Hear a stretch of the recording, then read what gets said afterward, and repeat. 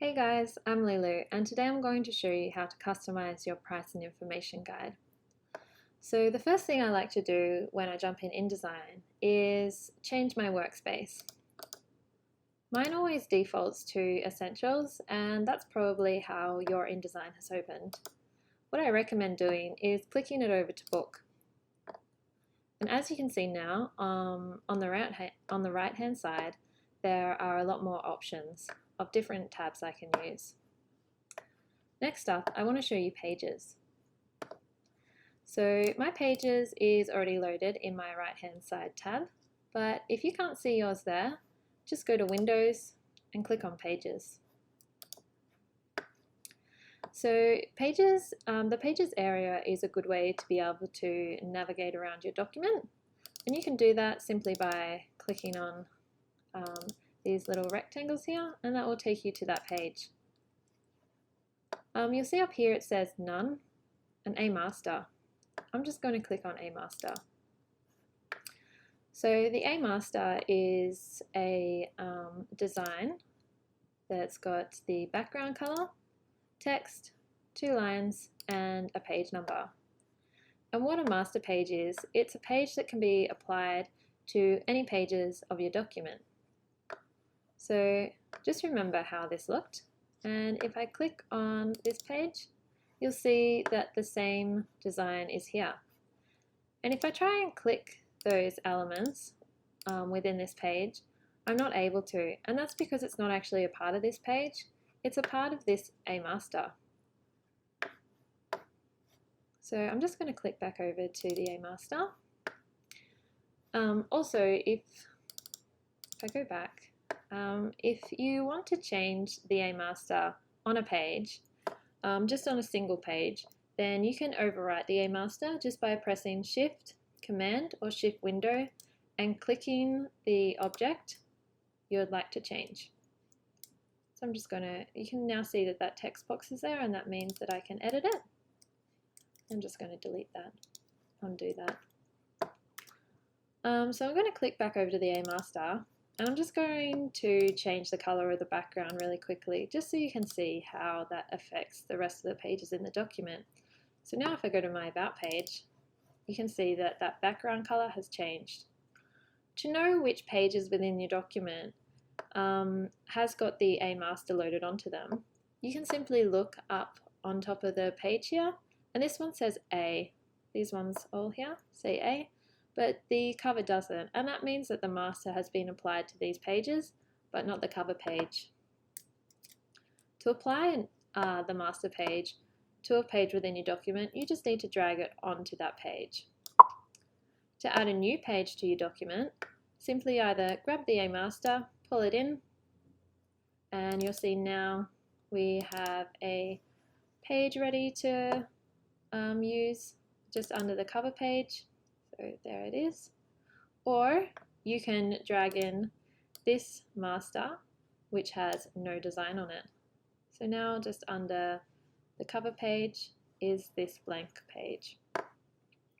To delete any pages within your document, just simply pull them down to the trash can or press Control, click on the page, and you'll see Delete Spread within that tab. To duplicate a page, and this is handy, say if you maybe have your About copy is quite long and you want it to go over 2 pages rather than 1, so you can duplicate that design to use simply by pressing Option and dragging out that page until you see that line, and that page is just going to be placed under the one that you are already on, or you can press Control and duplicate spread. But what that does is it bumps your new page all the way down to the bottom. If you want to change where that spread is placed, you can simply drag it around the document, and that's how you move your pages within the document. So I'm just going to delete that. Next up, I'm going to show you how to customize the fonts within your document. So I'm just going to head back up over to the About page. And if I want to change my fonts individually. So each text box individually, what I would do is I would go to character, and mine's loaded already in the right hand sidebar, but if you can't see yours there, just go to Windows, type in tables and click on character. So with this text box selected, I can now see that that is the font that's being used in there. And I can simply go through my library and choose another font. You can see there that the font is changing as I hover over my library fonts. And you can simply select whichever one you like and then change your settings here.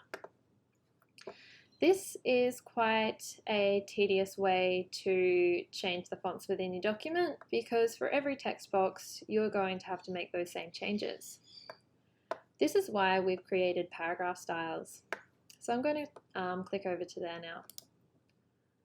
If you don't see paragraph styles over here, just go to Windows, Styles, and select paragraph style. So what paragraph styles is, it's we've grouped together fonts that are of the exact same style. So with this selected, you'll see this title and it says paragraph, and that's telling me that all of the body copy within the document has been grouped into this tab. And if you click about the document, you'll be able to see what groups each of the text is in. But I'm just going to change the body copy so we can see how that affects the document. So I've selected the font and now I'm just going to double click this tab. Now this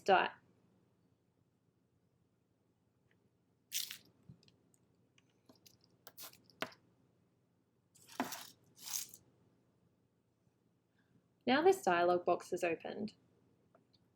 And I'm just going to click down to basic character formats. And I'll simply choose a new font.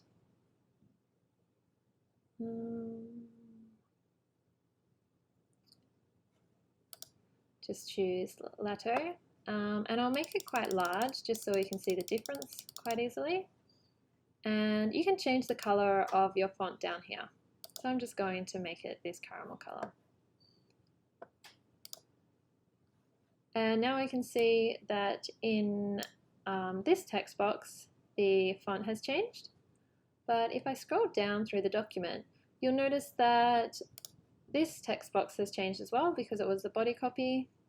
And through the rest of the document, whichever fonts were body copy will also be changed.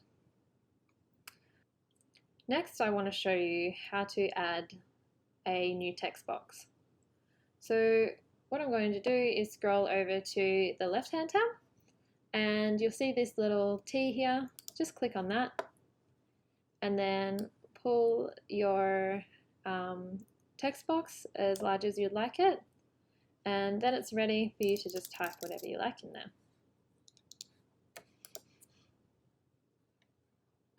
With text boxes, this box with the text inside, if you change the size of it, you'll notice that this little red cross appears, and what that means is that the text that you have within your text box is exceeding the cropped area.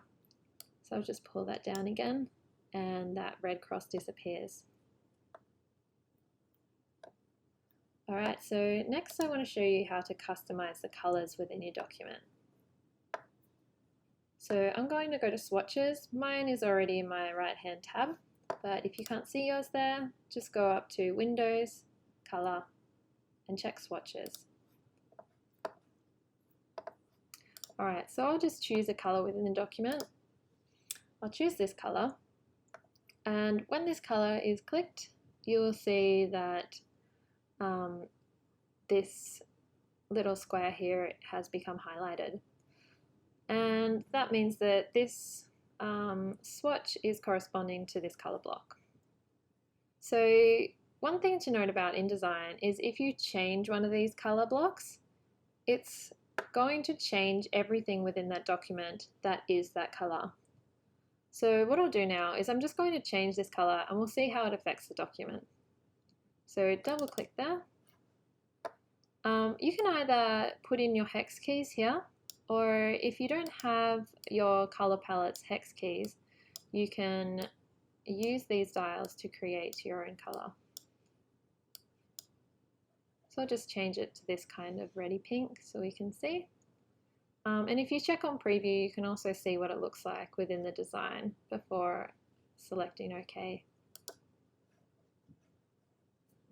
So I'm just going to press W, and that's going to take around all the outlining boxes. And we can now see that color within there. But if I scroll through the document, now anything that is the same color has turned into that reddy pink.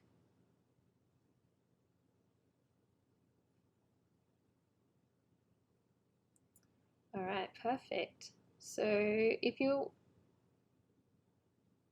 like to add more swatches to your design, to your swatch area here, you can simply do so. Make sure that you haven't selected anything just going to press W so we can get the background back. Make sure you haven't selected anything on your design, and then you'll see there's a little square box over here. Double click on there, and again, either place your hex key in here, or you can choose your color using this area. So when you find a color that you like, instead of just selecting OK, check Add RGB Swatch. So I'll click that, and you'll see that this color previewed here is now in my swatches down here. So I'll do that several times, add a few different colors.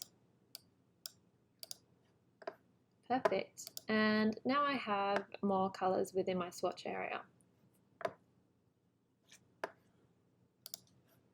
Another thing to note with your swatches is that you can change the tint color. You'll see that this is selected, and if I change the tint, it only changes the color of the item that I've selected. So if I scroll down, other objects within my design are still that same color.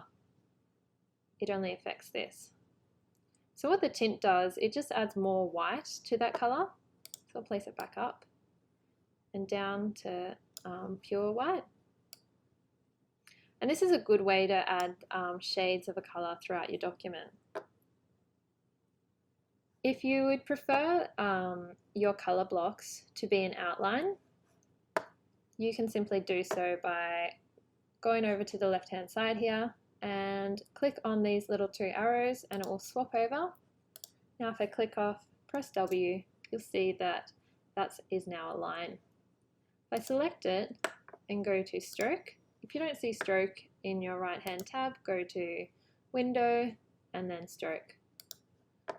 Here I can customize the size of the stroke, make it as small and large as I want. Right, I'll just undo that and just change it over. So last thing that I want to show you is how to change the color of text. So I've selected this text box, and if I simply go over to my swatches and select a color, instead of changing the text color, it's actually just filled in that text box with that color. So I don't want to do this. So instead you need to press onto this T. So I'm just going to undo that color in there. So you want to press this little T button here, and you'll see now when I click color that it's actually changed the color of that font. Alright, so next up what I'm going to show you is how to replace the images within the document. So one thing to note about InDesign is that the images within the document aren't actually embedded in there. Instead, InDesign links your images to where they are located either on your computer or your hard drive. So you want to always try and make sure that all your images are in the same folder so that InDesign can find them easily. So if I click on this image, you'll see that this tab has become highlighted over here. So I'm just going to relink that by pressing this link icon. And I'm just going to click on the photo that I want to place in there and then press open. You'll see that the photo hasn't completely filled the frame, and how I can fill the frame is by using this little icon which says fill frame proportionally, and when I click that, it's just bumped out the image to fill in that square.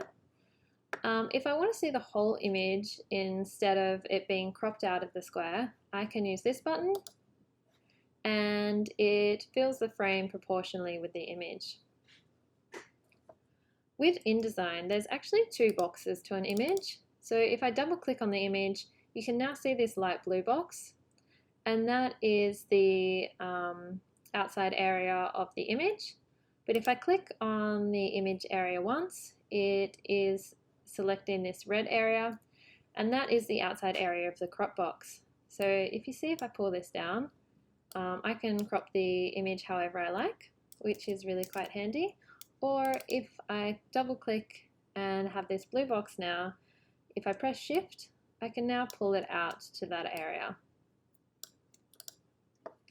If you like this square shape or any shape of your images within the document, but you'd like to scale them small or larger, you can simply press Shift Command or Shift Windows and pull your image area as large or as small as you would like. Another way that you can add an image to your document is by selecting this area, selecting the image, press Finder, and then just drag in your image. You can also do this when creating, if you'd like to place an image in a new image box. So just select this rectangle over here that has the cross through it, and then click Finder and pull in your image.